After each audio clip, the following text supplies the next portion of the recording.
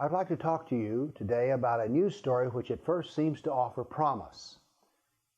More than 1,000 people formed a ring of peace Saturday outside of Oslo's main synagogue at the initiative of a group of young Muslims.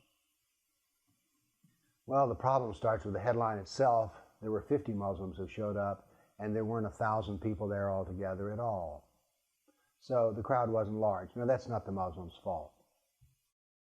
But some things they said simply are not true, even though they offer promise.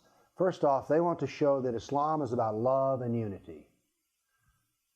Well, it sounds very nice. As a matter of fact, what could sound nicer? But the problem is Islam is not about unity. Islam is about dividing the world into the believer and the kafir. And the kafir isn't loved. Allah hates kafirs. Quran says so. Muslims are commanded to hate kafirs. So kafirs are not loved, and they're part of the disunity of the world according to Islam. We want to demonstrate that Jews and Muslims do not hate each other. Well, that may be, but it has nothing to do with the fact that the doctrine of Islam is filled with Jew hatred. As a matter of fact, when Muhammad moved to Medina, it was about half Jewish with 3 tribes. About 3 years later, they were all gone. The Jews were murdered and exiled and enslaved.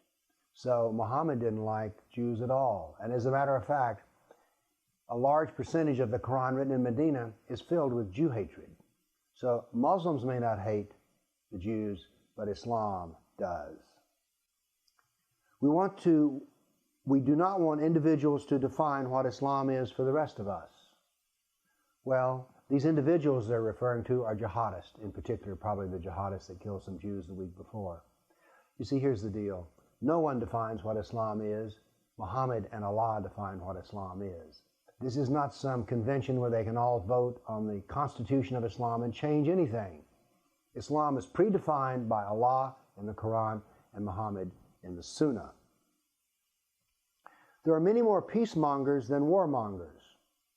True, perhaps, but so what?